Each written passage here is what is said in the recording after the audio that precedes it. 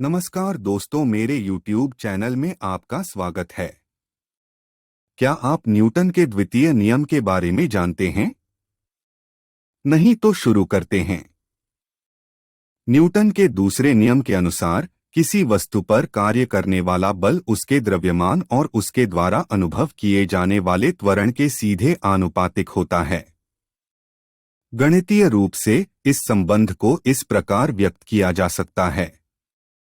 F_ma कहा F वस्तु पर लगाए गए बल का प्रतिनिधित्व करता है, m वस्तु के द्रव्यमान को दर्शाता है और a लागू बल के जवाब में उत्पन्न त्वरण का प्रतिनिधित्व करता है।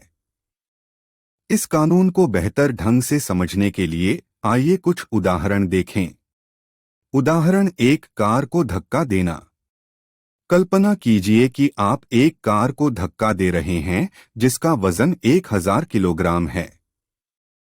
आप कार पर जो बल लगाते हैं वह उसका त्वरण निर्धारित करता है।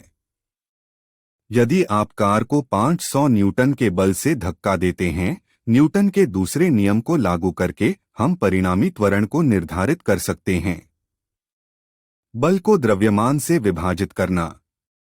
F_ma 500 n 1000 kilogram a।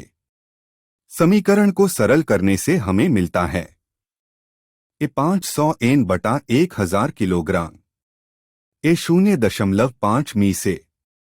इसलिए जब 500 न्यूटन का बल लगाया जाता है तो कार 0.5 मीटर प्रति वर्ग सेकंड की दर से गति करेगी। उदाहरण 2, किसी वस्तु का गुलेल बनाना। आइए एक गुलेल पर विचार करें जो 2 किलोग्राम के द्रव्यमान के साथ एक प्रक्षेप्य प्रक्षेपित करती है। यदि गुलेल वस्तु पर 200 न्यूटन का बल लगाती है तो हम परिणामी त्वरण की गणना कर सकते हैं। F_ma 200 n 2 kilogram a।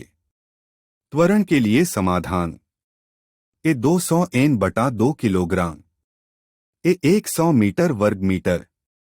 इसलिए 200 न्यूटन का बल लगाने पर वस्तु 100 मीटर प्रति सेकंड के त्वरण का अनुभव करेगी। उदाहरण 3, अंतरिक्ष में रॉकेट।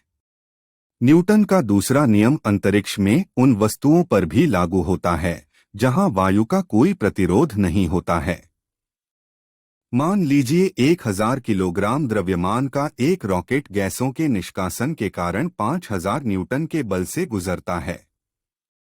समीकरण को नियोजित करके F_ma 5000 n 1000 किलोग्राम a। समीकरण को पुनर्व्यवस्थित करना a 5000 n बटा 1000 किलोग्राम a 5 मी से। इसलिए रॉकेट 5000 न्यूटन बल के प्रभाव में 5 मीटर प्रति वर्ग सेकंड के त्वरण का अनुभव करेगा। ये उदाहरण बताते हैं कि कैसे न्यूटन का दूसरा नियम हमें बल, द्रव्यमान और त्वरण के बीच के संबंध को समझने की अनुमति देता है।